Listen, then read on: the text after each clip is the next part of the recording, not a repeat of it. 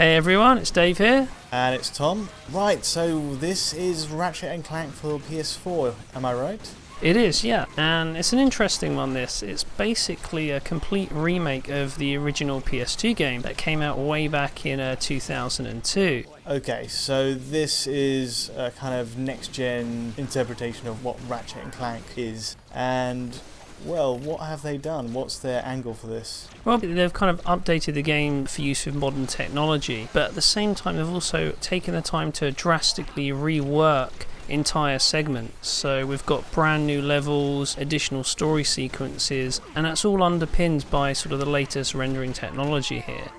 So is this the same developer as the original Ratchet and Clank series, or someone new? This is basically Insomniac Games, who created the previous titles. Oh, cool. Okay. And there's a movie tie-in as well, so that's overshadowing the project as well. I think they were creating these at the same time, and looking at the visual style with this latest release, it looks like they're trying to capture the aesthetic of a computer-generated movie, but in video game form. And I think they've done a really good job with it. Well, it has a very sort of filmic look to it, doesn't it? And I suppose if you're being cynical, you could say, well, the 30 FPS cap makes it look more filmic, more like a movie. Would that have been something on their minds, or is that ridiculous? Not so much, actually. It's a good point you make, because a few years ago, Insomniac Games actually decided to stop targeting 60 FPS in all their games, and instead basically go with a 30 FPS cap and try to push the visuals as much as possible within that. And what we're seeing here, I guess, is that they've ramped up the graphics. You've got things like physically based rendering so that surfaces react realistically with the lighting, trying to give the gamer like a CGI style look. And I love the whole nuts and bolts physics, you know, with every hit on an enemy you get a flurry of all these miniature objects which burst around them. It reminds me of Knack, actually. But yeah, it's definitely kind of a more modern take on the series, and it looks great actually from here. I've not seen it before. It is quite impressive, the lighting especially.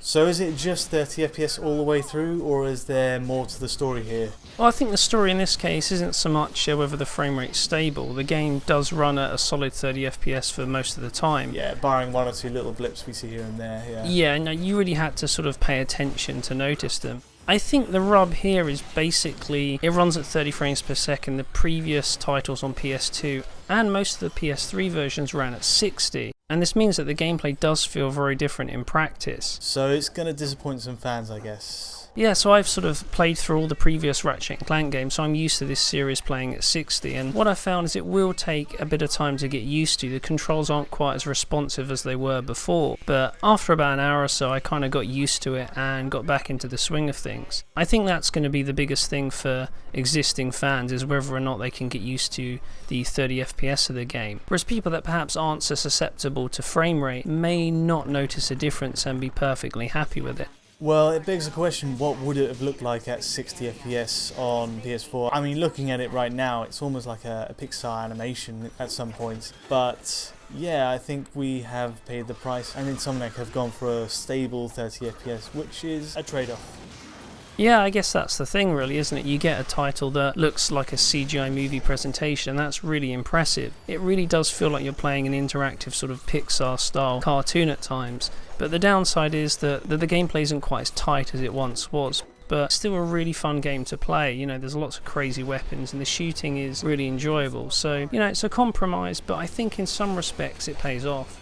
Anyway, I think that about wraps it up for today. We'll be taking a closer look at how this remake compares with the PS2 originals in another video. But until then, if you enjoyed today's analysis, don't forget to give us a like or subscribe. And until next time, thanks for watching.